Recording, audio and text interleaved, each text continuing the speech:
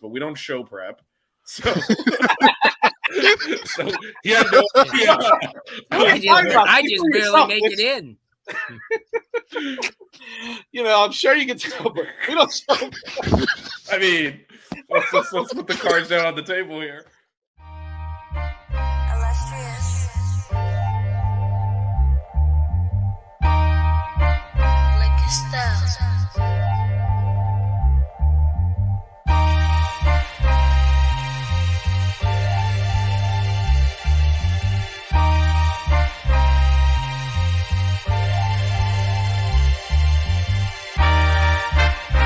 Miami Hurricanes, yeah. You know the name already. It's Mercy, ha ha. It's a 6-rig Kane show. Can't forget the name though. Got Jazz, Blue, Vision, DJ, break the game code. Ain't no changing them, ain't no breaking them. Real Portland live from the Hard Rock Stadium. Ball 14 for the orange and green. We see the 6-rig champs. It's more than a dream. This is life on the field. Beyond 100 yards, a hurricane that's never still put a damage to your squad. The 6-rig Kane show. The 6-rig Kane show. The 6 rings Kane show. You know.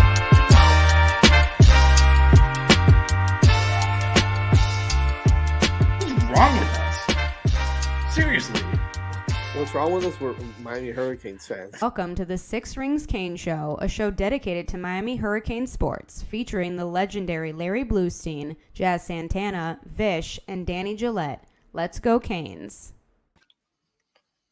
And a beautiful 5-0 good morning to you all, Canes fans. We're all playing hurt here a little bit. I don't know if those watching us would say beautiful necessarily, but we're here. It's beautiful, man. It's beautiful. I'll take it. Well, we got a lot. We definitely got a lot to undress or uncover here. After just gone with the talk about. Oh yeah, I wanted to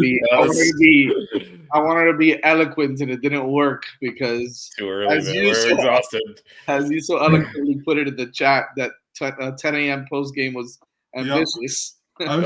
11 feels a little ambitious too. Yeah, at this point it does. Blue couldn't even show up. He's on 2 hours of sleep. Yeah, he's going to Orlando. I mean, come on, man. What a night. Last night's heart stopper there as the Canes come from behind and defeat rival Virginia Tech after not playing them last year, man. It was we can talk about that too. Like ACC tried to get rid of this game for some reason. It's so stupid. Well, amongst other things that the ACC is trying to get rid of, apparently, but we'll probably get into that too. But you want to hear something funny? I always think that, and this is not a knock, right? Like I love you all, right? But Canes fans are some obnoxious ass people, right? And we talk a lot of trash. We get in people's faces. And we're annoying and we're obnoxious, and I love it. Cocky Miami Hurricanes fan, or if we're 0-6 Miami Hurricane fans, are obnoxious. It is what it is, right? That's who we are. And I was walking back to my truck last night, and there was a Virginia Tech fan that's like, camaraderie. You guys are great fans. You guys are really nice, hospitable fans. Who did he meet? I was like, what section were you sitting in? Were you sitting by yourself? Is everything okay at home, buddy? Yeah, I was like, what? But okay, he's like, I just came from the Appalachian Mountains, and you guys are real nice over here, man. I love it, man. We'll show you guys the same love over in Lane Stadium. And I'm like, okay, all right, guy. Well, I mean, listen, if that's hospitable, then I'll take it all day. If they think we're hospitable, how bad are they? Jesus. Yeah, that's rough, right? Coming from Boston, I totally understand that as well. Like, we are not hospitable get it? at least. And then people say, oh, you guys are great. I'm like, really? No way. Boston fans are some of the most obnoxious too in the world.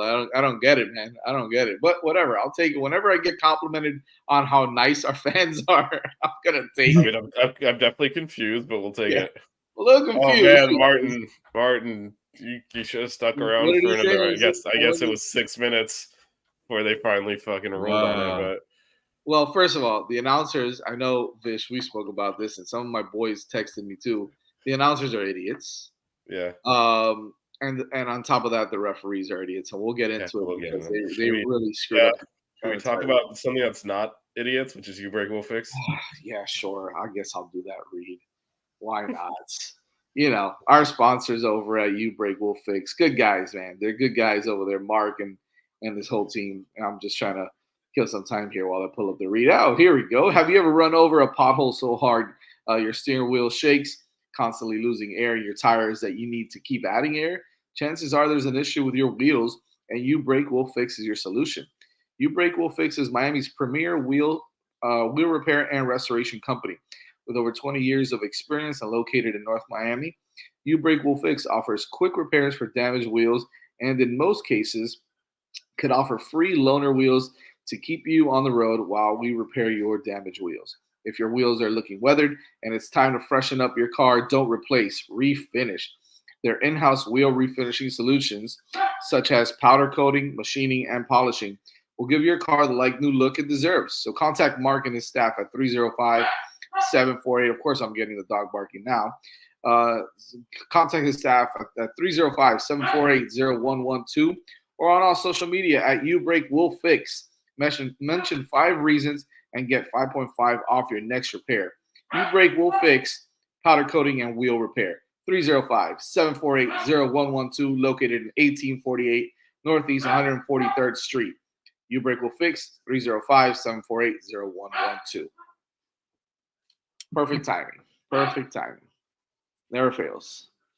Never fails. Anyways, Should we start backwards with the last play? Because yeah, that's probably what we're going to start anyways. I mean, that game, aside from that, the game, by the way, the Canes, in case you were living under a tree or under a rock, it was 38. or in Africa, and the commentators, why do you turn the game off? The Canes did win. Right. 38-34, yes. Exactly. 38-34, right? Yeah, that last play of the game was absolutely wild. I mean, it wasn't, there's though. a lot This to is the dissect. Super There's a Bowl. lot Yeah, to so yeah. Go ahead. just Go ahead, Mitch, while my dog barks. yeah, just a couple of things. I did pull the rule up, because it is actually black and white. Obviously, not a catch. Was never a catch.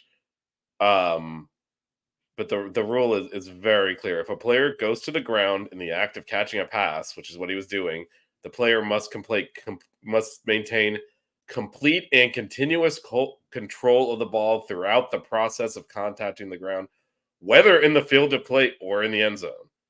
It's also required for the player attempting a catch at the sideline and going to the ground out of bounds. The player loses control of the ball, which then touches the ground before they regain control. It is not a catch.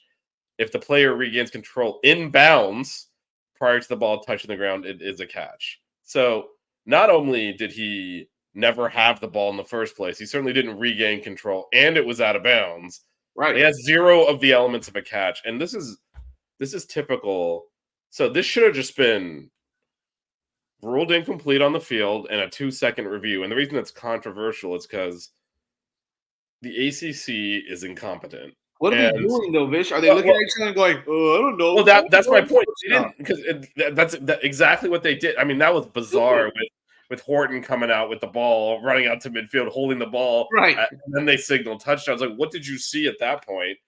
And to your point, everyone's like, "Well, the ruling on the field was a touchdown." There was no ruling on the field. They stood there like idiots.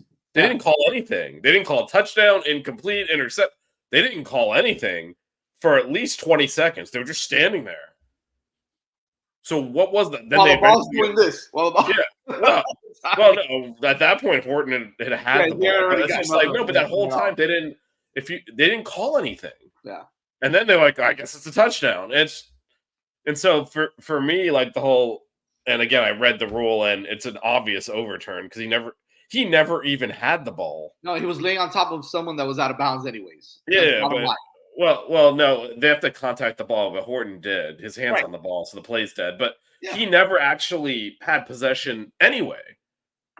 Like, even if the out of bounds thing, if they were not out of bounds, it was an interception.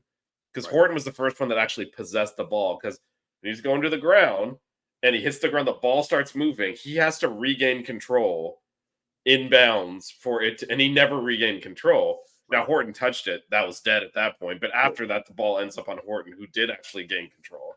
Right. So if it was not in the end zone or in the back of the end zone where they were out of bounds, it would have been an interception. So it wasn't even close. But to your point, Jazz, how they call that a touchdown or a catch when there was he never even had the ball, but then they didn't actually call it immediately.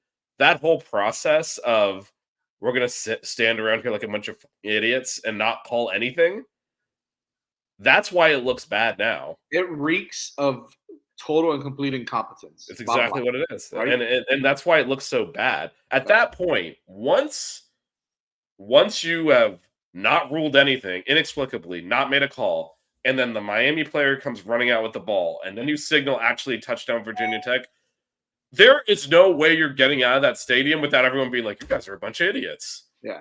No, I'm surprised someone, I mean, had they not overturned it. Yeah, no, I mean, I was like, no, I'm not proud of myself, but I might have mentioned, all right, we got a riot, let's go. Yeah. I'm not gonna lie. I was like, I was like, I can't keep doing this. Not again. Not again. We're not putting. Yeah, they're not going to overturn this. We're going to get screwed again. Well, that was the concerning thing, right? So they're reviewing it. So it did take them more than 6 minutes to review it when it was obvious. So it's one of those things like, are they seriously just going to come out and say call stands? Is that why they're taking why? Because it reminded me of the Cheney not fumble last year, where it's like there's some where he's lying flat on the ground with the ball, and then they're like in there this long review, and you're like, why are they still reviewing this? I know. This should have taken 2 seconds, but this time I think it was more just, I mean, they knew they were picking who won the game, so I think they were just extra careful this time because it was not a close call actually. No, I agree. I think that the whole thing though is, the whole entire night it was just a complete, a complete just screw up on the referees with so many calls, whether they went against us or for us or whatever the case was. I mean, there was a lot of stuff that happened in that game that you look back, obviously the field goal with 2 number 17s on the field, and they didn't call that. That obviously that field goal would have been overturned also. They wouldn't have kicked it. They would have punted. I mean, there's a lot of things that could have happened on that pass interference where the referee that's in front of the plate, literally looking at the play 5 feet from him, doesn't call a penalty. But the guy 20 yards or 30 yards down the field behind the play calls a pass interference. Yeah, no, and it's a terrible call, and that would have been 3rd and 17. So, and that was the last play of the quarter. So, yeah, there was, there was a lot of. Yeah, it was not a holding calls, the holding call on Markel Bell that negated the touchdown. I mean, all that stuff was just. Yeah, and yeah, it was not a well refed game. And I have seen, obviously everyone can see it now, right? That there were the two. There's a reason that Ray's always wearing that oversized 35 on punts and stuff. Like, you cannot have 2 players with the same number on the field. They did, to your point, but the same people that are like, I can't believe they didn't call that a catch, even though there was no catch, are like, it's just a rule. Who cares? It's like, it was 3 points. That wouldn't have mattered at all. Well, yeah, exactly. I'm being sarcastic, obviously. It's just I know. Enforce the rules when it helps me. Otherwise, don't. It's just, anyway, that's a pretty bad mess. That's huge. I don't know if that's reviewable. But we should have been on it if it was. And yeah, because that, again, like you said, was a 58-yard field goal. So taking a 5-yard penalty or what is it? 15? Is it unsportsmanlike conduct? I don't even know what the penalty is for that. That's a good question. Yeah, I'd have to find out. Either way, I'm assuming, who knows? It's against Miami, so maybe he would have just bombed it in from 63 anyway. Well, hey, listen, and to credit Blue, he did say that their kicker was unbelievable. He was awesome. So he showed it. He hit a couple 50-yarders, well, almost a 60-yarder at one point. So I mean, this is now like 4 kicks in a row.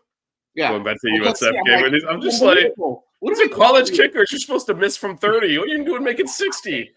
What the hell is this? Oh my God! Well, and look, and every point counts, man. And DJ, I want to kind of, get your thoughts on this too, man. Like, the guys who are saying, like Vish mentioned, right? Who cares? It's 3 points, doesn't matter.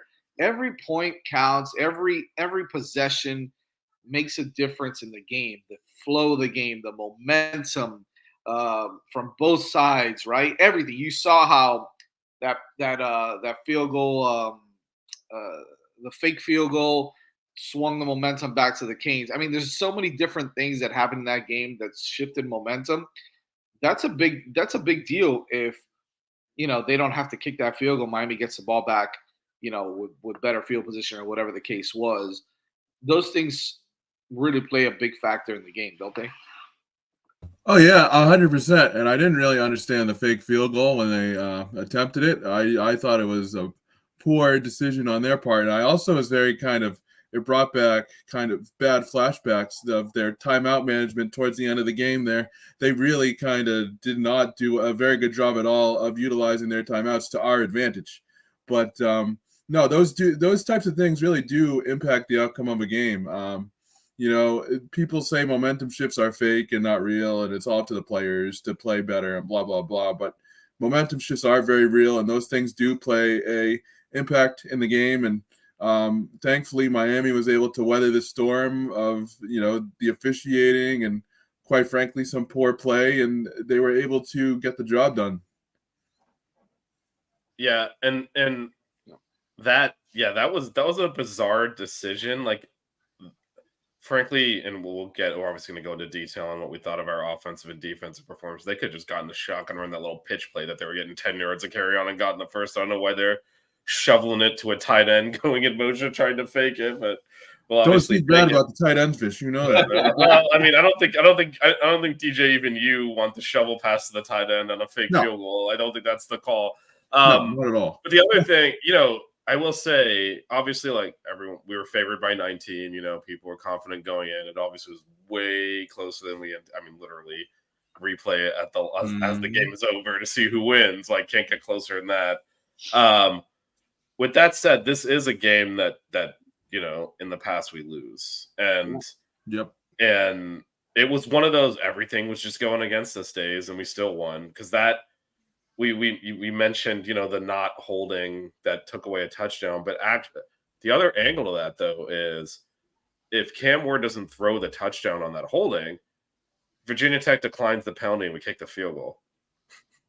Instead, they have to take the penalty because otherwise the touchdown, and then he throws an interception on the next play, and we don't get any points out of it.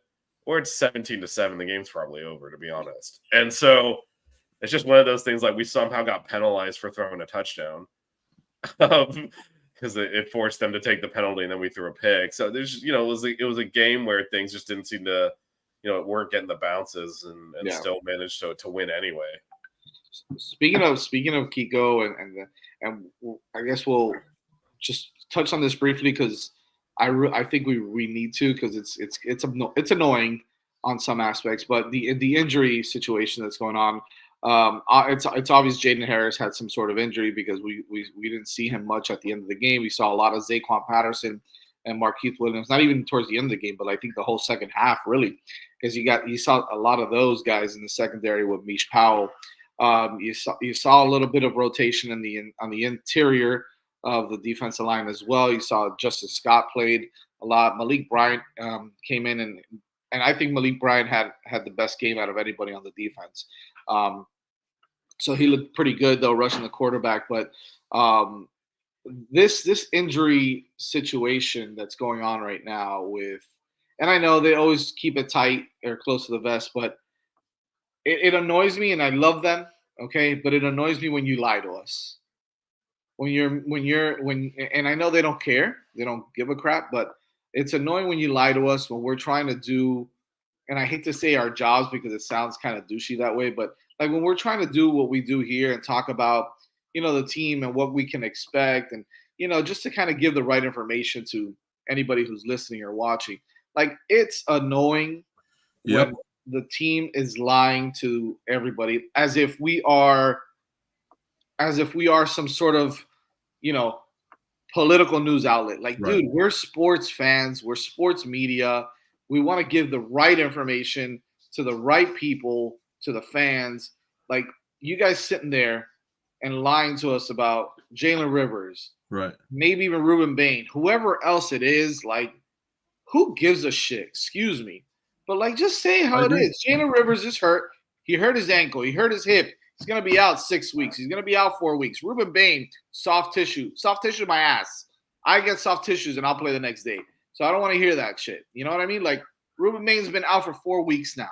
He's the best player on our defense. What the hell's going on? Okay? Kiko Manoa looks like he was hurt a little bit too because you saw a lot of Popo last night. You saw Wesley go out a little bit. That's why Malik Bryant was in a lot.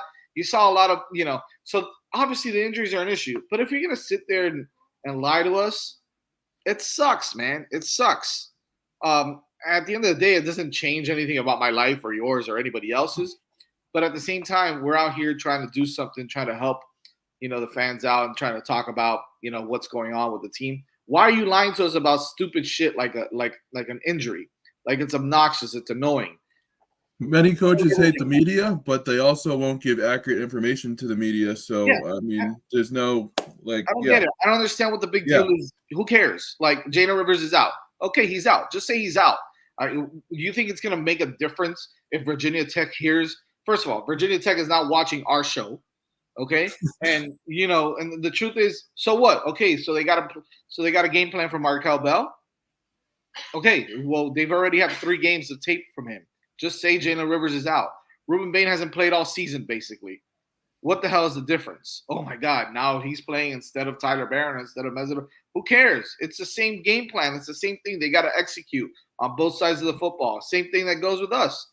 Why lie to us about it?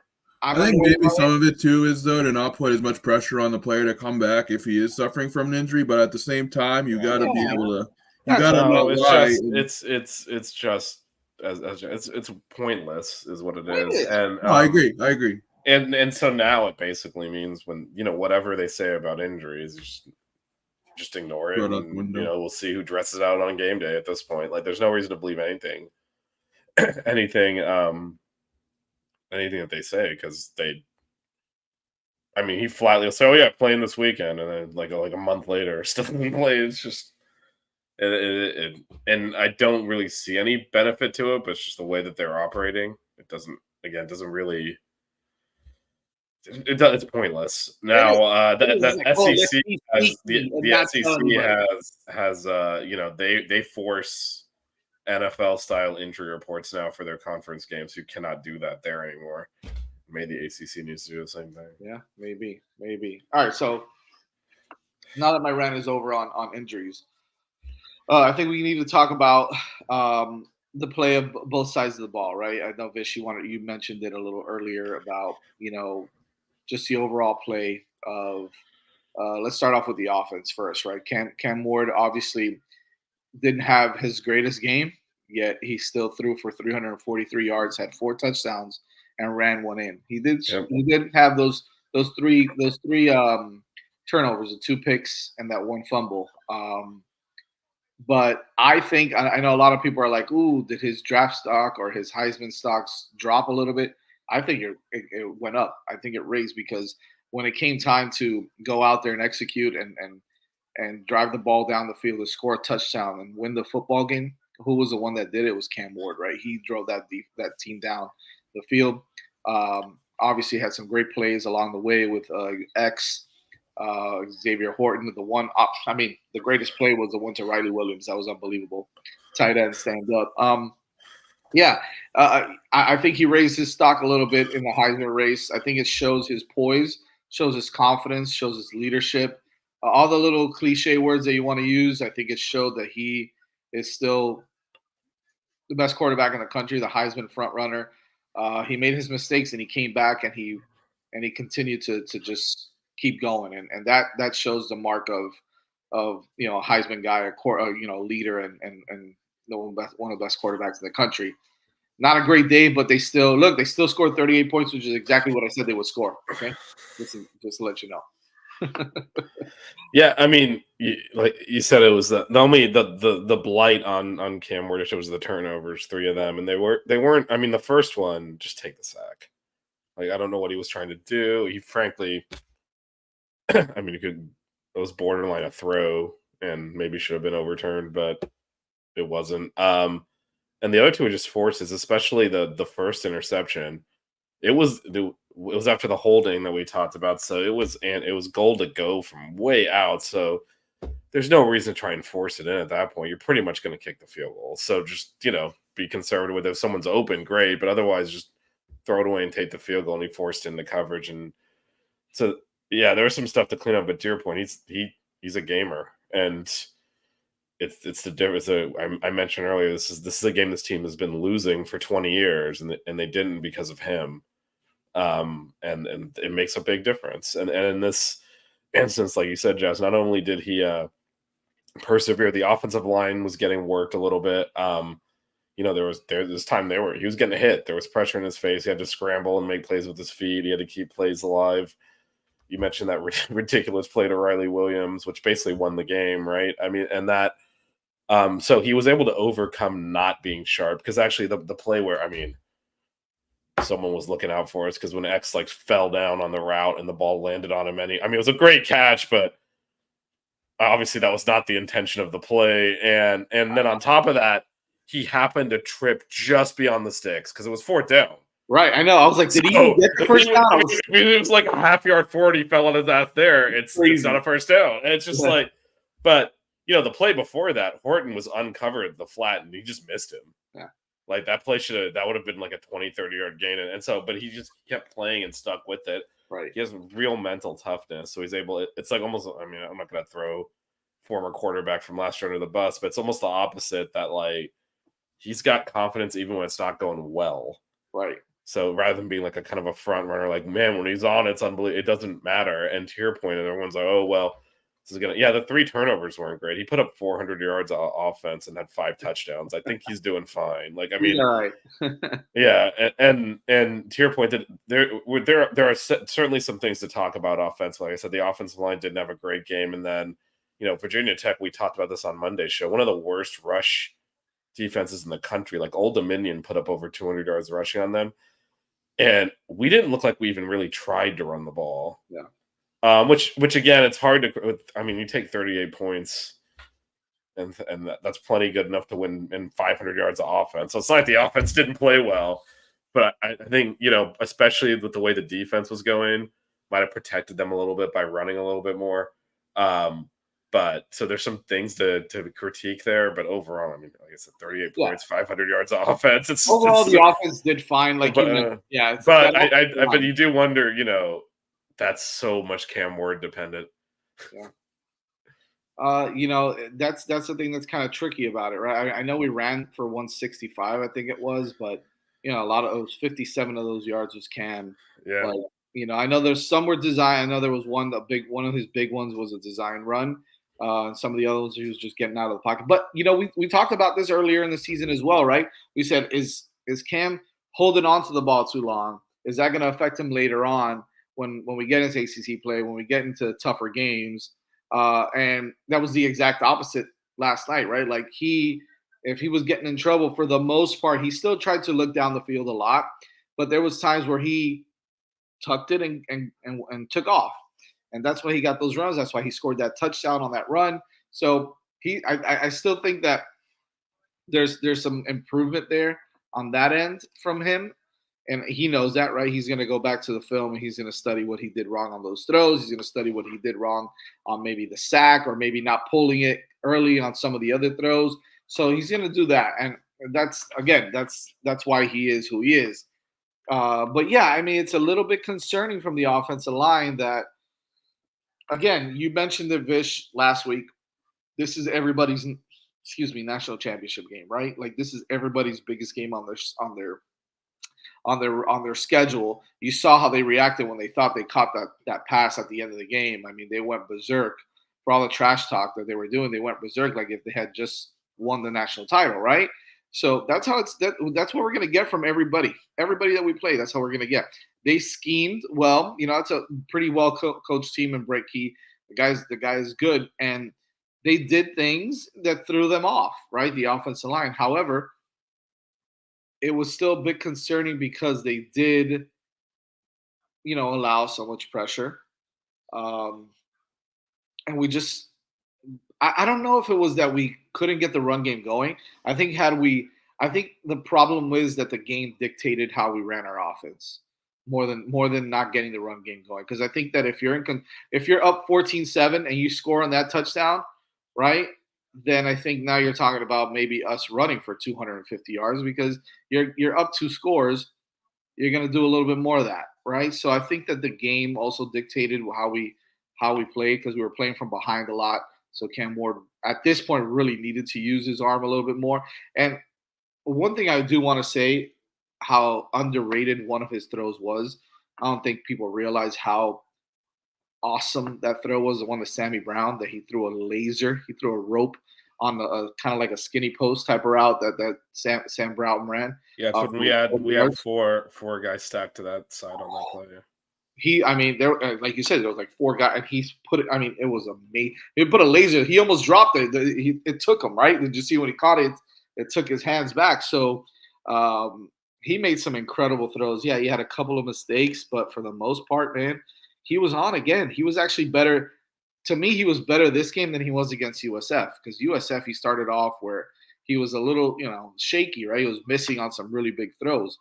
I think last night he was on. He made a couple of mistakes, which is a little bit different than just being off, right? So I think that he had a great game again, and he led his team to victory, which is, as you mentioned, Vish. Yeah, it's putting a lot on his shoulders, but he did it right, and that's something we've been missing a lot on this team. The same, I don't know, can be said. I don't know if the same can be said for the defense. Maybe you got.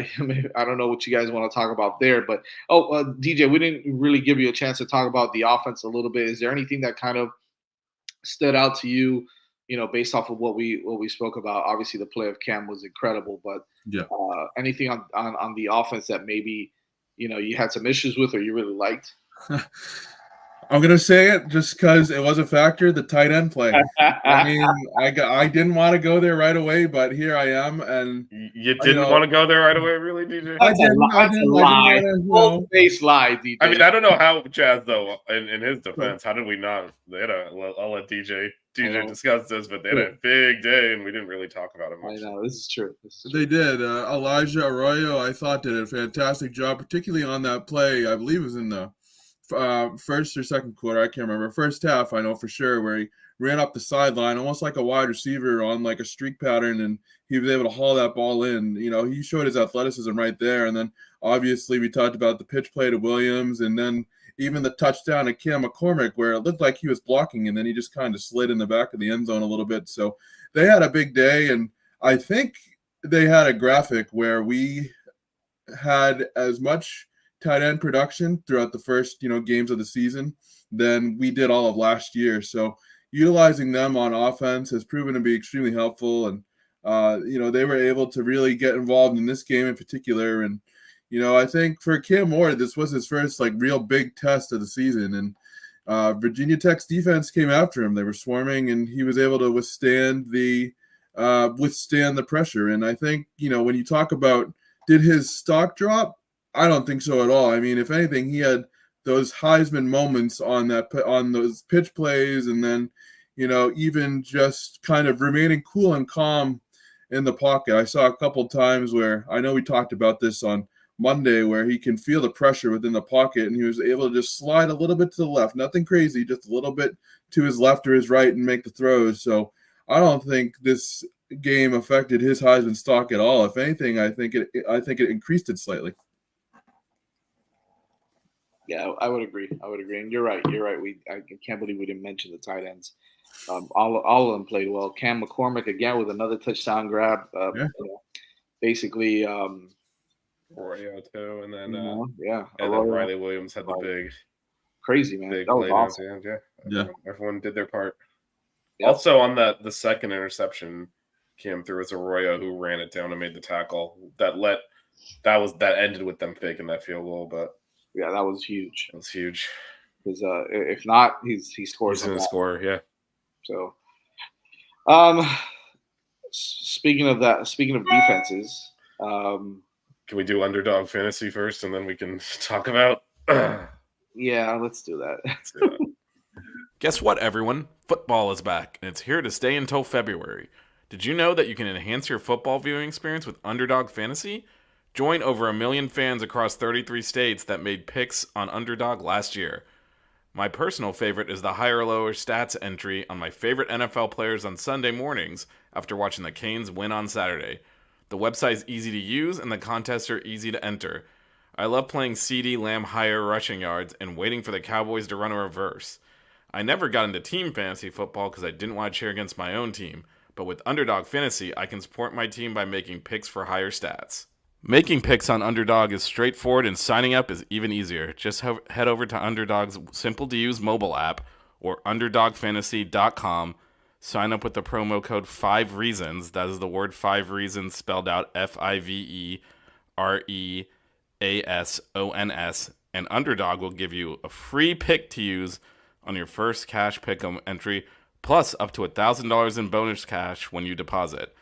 That's Underdog Fantasy, promo code 5REASONS, to claim your new customer special of a free pick and your deposit over. Must be 18 or older to play, 21 or over in Massachusetts and Arizona, 19 or over in Alabama and Nebraska, and President of State where Underdog Fantasy operates. Terms apply. Void in Colorado. Concerned with your play? Call 1-800-GAMBLER or visit www.ncpgambling.org. In Arizona, call 1-800-NEXT-STEP. That's 1-800-639-8783. Or text NEXT-STEP to 53342. In New York, call the 24/7 Hope line at 1-877-8-HOPE-NY.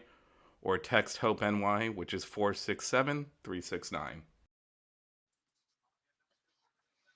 Whew. Take a breath. Take a breath. Underdog. They're great though. Yeah. Definitely sign up for Underdog if Yeah, and Robbie Dukes, before you talk about the defense, did point out this is the same refs as the laterals play against Duke. That's something that I saw that graphic. I'm like, oh man. I can't believe they're still in business. I can't believe they're still working for the ACC. I mean, they're top quality refs here. So Unbelievable. So yeah, speaking of defenses and picks, let's just. I mean, Vish, what was your take on the defensive play? Dude, just didn't play well at all. I thought sloppy. Missed 21 tackles, which is obviously a lot. Just for context, missed 22 the first 4 games total. So and these were bad and big missed tackles. The first touchdown, Elijah Alston had an easy sack and just whiffed, and then they threw the touchdown on the play, and you know that. Yeah, no, they didn't play well. I felt like our secondary didn't do a good. I mean, like the last play was indicative of this. Like, did not do a good job of locating the ball and defending passes. Virginia Tech's final touchdown was 3rd and 9 from the 30 or whatever it was, and flushed out of the pocket, just throws a jump ball up in the end zone. Like Mish Powell didn't even really make a play on it; just let the dude catch it.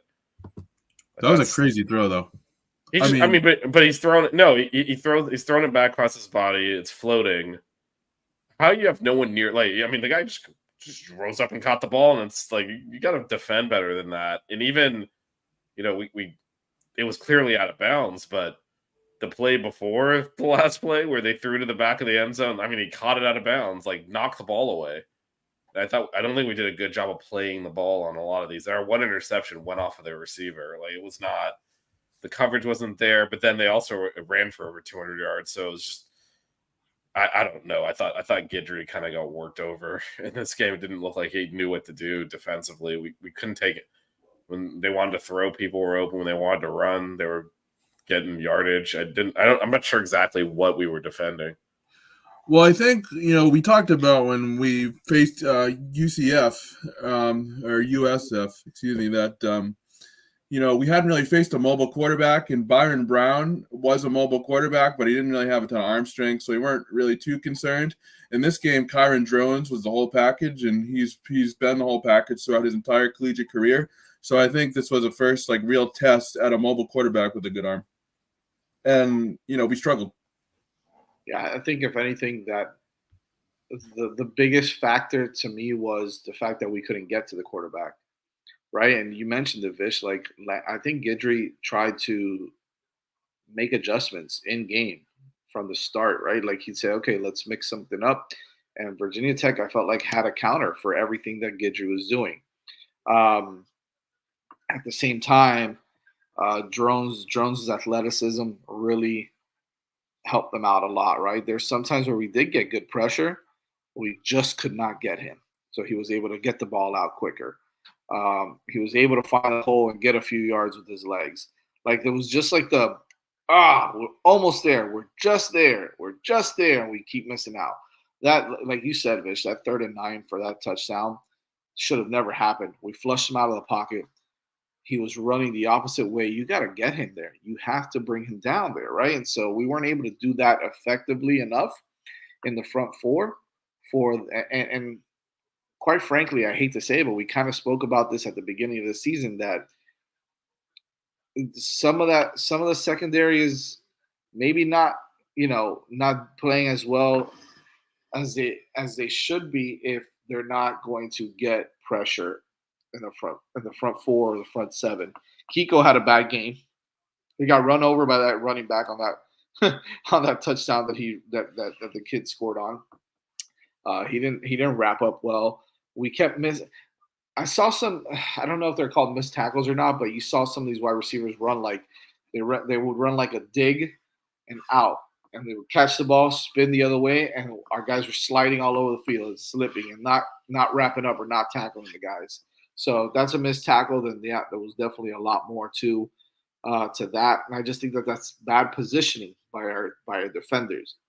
You got to do a better job. Understand the route concept. Understand what he is running, and adjust to that instead of just running with the guy, and just trying to be athletic and make a play and make a tackle. Like you got to understand the type of route that he's trying to run. If you know you're not going to get there, then you can't overrun that play, and that happened a lot. And that's why they got some of these big plays in the receiving. Even though I think Jones threw for less than 200 yards, but they were just clutch throws that he made that helped them. But all in all, I think more than anything, it was that running game that really affected them. As you mentioned, Vish, over 200 yards on the ground, and I think Guidry just needs to do a better job. I felt like, he's been able to make some good adjustments against some teams, and Virginia Tech might be one of the better teams you play this season. I get it, but you got to be better than that, right? You have to be. Yeah, and this is to your point, Jez. This is the first time our defensive line kind of got blocked up, and so a lot of what we're talking about is in terms of adjustments. Like our whole defense kind of predicated on the front four can get home, and they couldn't. He didn't really try to mix it up from there, so that just gave the quarterback time to throw.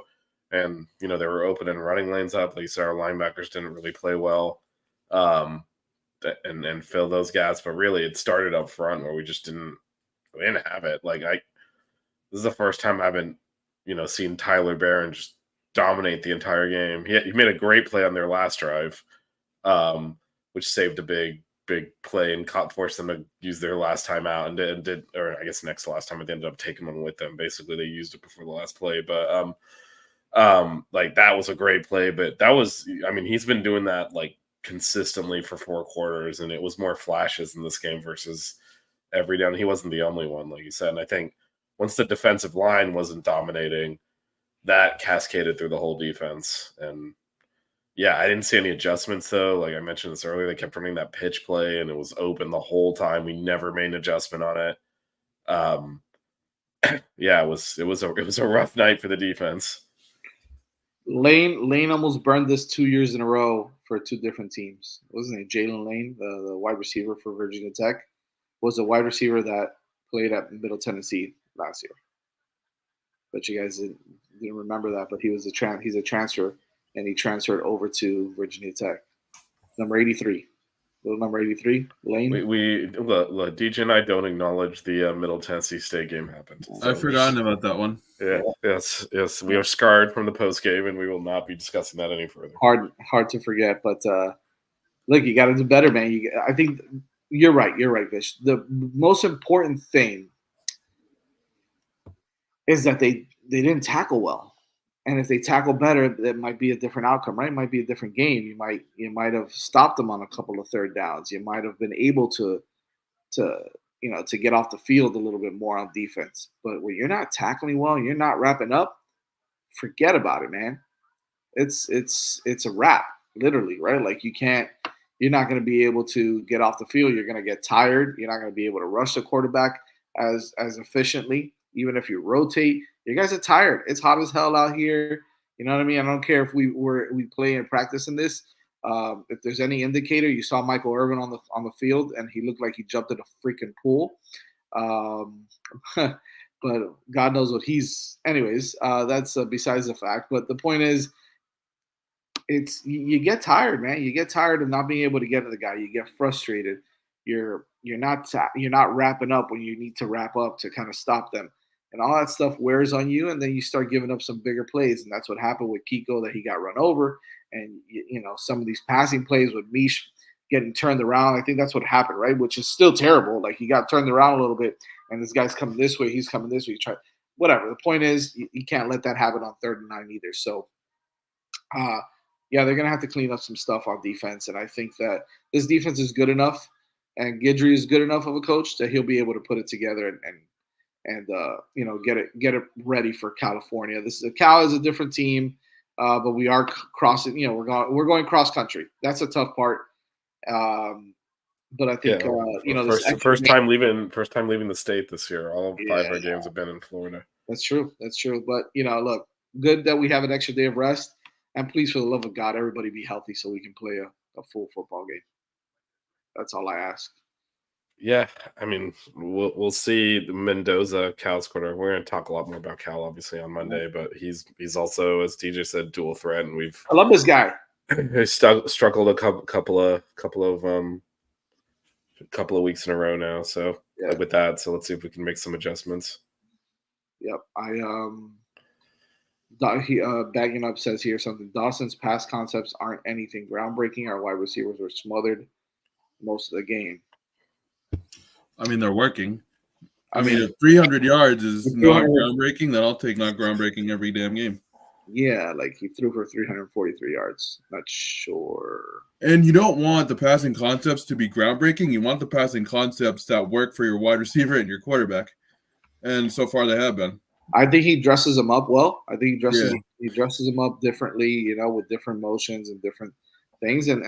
And the quarter and the wide receivers, I think, are running a great routes. They're getting open. If you ask me, they're getting open. I mean, there was some plays where there was pressure, and the offensive line was letting up some pressure, and they got to Cam. But I think for the most part, when he wanted to make a throw, it was there. He was just, it just so happened that he made a couple of miscommunication with X on that interception, and the other one was just a bad throw. He read it wrong. He read the coverage wrong, and the guy picked it off. So those things are going to happen. But I think that, I think overall the passing game is just fine. I'm not going to complain about the guy throwing. He's thrown for 1,700 yards this year, and for 18 touchdowns. I think we're okay. If anything, I'd be a little bit more worried about the defense right now. For sure. I'm more worried about the defense. Also, you should be able to win if you score 38 points a game. Yeah, and we only punted twice, so I don't know if that's a lot of punts, but I think we all are in agreement. We need to do better running the football. Absolutely. But overall, the offense is fine. I do agree that. Not to a certain degree of what he says earlier about Martinez being a good goal line runner. Yeah, he definitely is. He's strong. He's a power back. There's some times where you look at he takes his time too much to kind of find a hole. He needs to start hitting the holes a little bit better. But all in all, I still think he's run the ball pretty decent. To me, again, I'll mention it again. We barely saw A.J. Allen in this game. Yep. And we saw Chris Johnson a little bit, and in that little bit, he was electric. You got to get Chris Johnson the ball a little bit more. They ran that reverse to him. I will say, as much as he is fast, he should have scored on that reverse, and he should have actually kickoff return at the end of the half. Right? Well, the kickoff return at the end of the half too. He kind of tackled himself. That was open. He should have scored. They messed up the squib kick, and they didn't cover the kick correctly, and it was wide open. And we left some points on the field, but. it's hard. Again, 38 points and 5 touchdowns is really hard Yeah. and 500 yards of offense is really hard to. We are at the nitpicking stage, but yeah, like if we're gonna do what we want to do, which is go through, go through the season undefeated, go win the ACC championship, get to the playoffs. There are times where you're going to have to be able to lean on your running game. Right. And in this instance, it was a situation where we're playing a team that we know struggles to stop the run, and we still didn't do that. Yeah. Feels like eventually that's gonna bite us. But it didn't yesterday, and frankly, if we lost that game, it would have been on the defense. It would not have been on the offense. Even that last drive, like we didn't, as DJ said, Virginia Tech mismanaged the clock. Yeah. Didn't use it. I mean, the fact that they had a timeout to drop that last play and they never used it to stop the clock is pretty horrendous. But even with that, we kept letting them get out of bounds. We didn't do a good job of defending the first down line, so they were able to keep moving the chains. But yeah, at the end of the day, they're throwing the ball into the end zone from the 30-yard line, and you'll take that.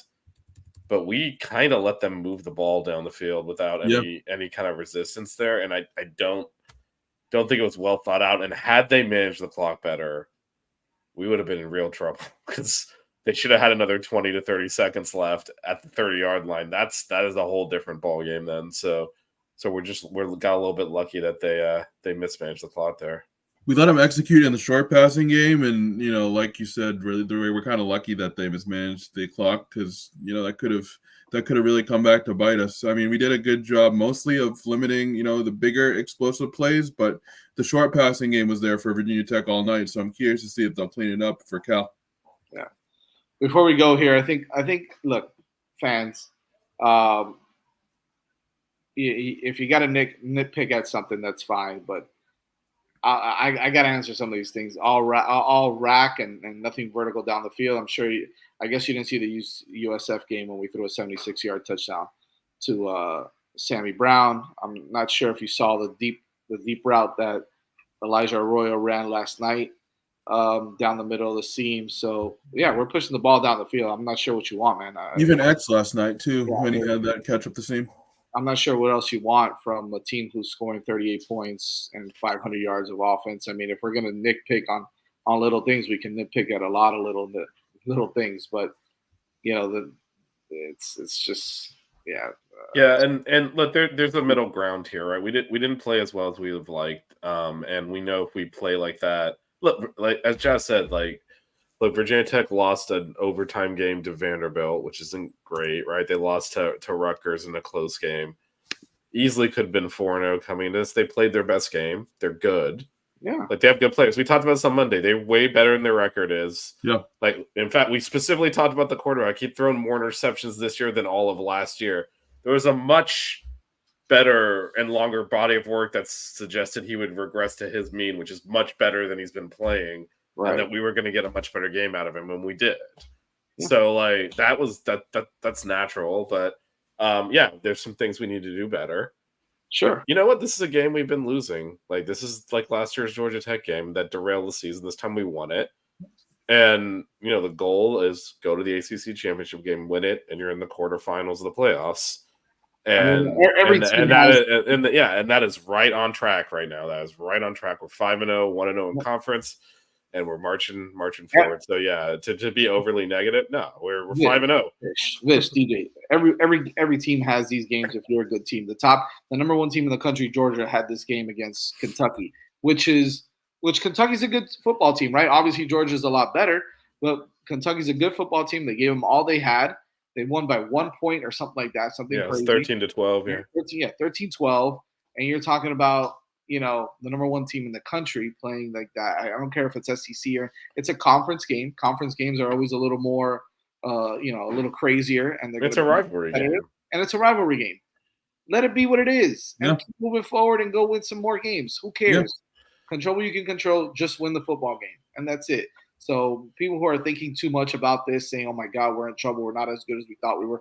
I think we need to kind of temper that and relax. Relax. It's one game. It's a conference game. This is a completely different football team. I have full confidence in it. I think they'll be fine. We just have to relax, man. We just have to relax and let them play the game and not overthink it too much. I know we're accustomed to doing that because it's Miami football, and for the past 20 years, That's what it's been like. But you gotta at some point you gotta just throw that out the window, especially when you're playing a team like Virginia Tech or a rivalry team. It is what it is. Just move forward. And to your point, Justin, we can't be negative all the time and be like, oh, they'll never win, they never do, and then they win, and we're still like, wow, but it wasn't it. Right. What are you, Goldilocks? It's got to be just right for you to be happy. Like, no, like we got the win. That's what you need to do. And Virginia Tech played a good game too. They were ready. They came prepared. We talked about this. They are much better. They should not have been 2-2. Yeah, I mean, we've been that team. On the other side, we're like, man, if we play our A game, we could beat a top 10 team, and we're 5-4 and stuff. Like, we've been there. Oh yeah, right. We've been on the other side of that where we're like, man, we're better than our record, and they are, and we knew that coming in. And like you said, it's a rivalry game, but we also we complain all the time about how the team blows games, they don't win enough, then they win, and now it's like you don't like the way they won. Yeah, I mean, last night they faced some adversity. Cam Ward faced some adversity, and they overcame it. And I think that says a lot about this year's team as opposed to maybe past year's teams. And I would say the difference from, and DJ just talked about this, the difference from, like, we didn't do everything great. Like, obviously the 3 turnovers weren't good, and a lot of 21 missed tackles is egregious, but this was not a situation where you're watching it, man, we're blowing it. Virginia Tech played really well. Yeah.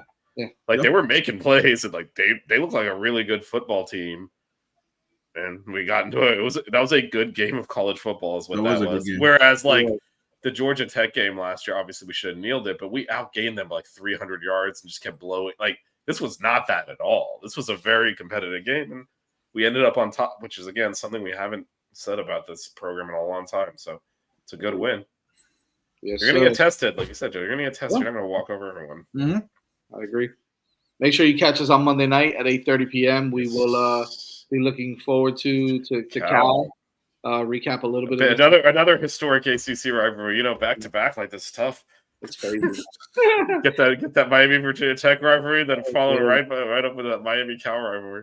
I don't know if I'm gonna be able to stay up for that. Kings will be home for like another month. So next home game is Florida State. So yeah, that's wild, man. But we'll be back at it on Monday. Make sure you follow us on Twitter at 6 Rings Canes, and of course at 5 Reasons Canes podcast, Apple Podcast, Spotify, wherever you get your podcasts. We will see you on Monday nights. The 6 Ring Canes Show. Yeah. The 6 Ring Canes Show. Yeah. The 6 Rings Canes Show. You know.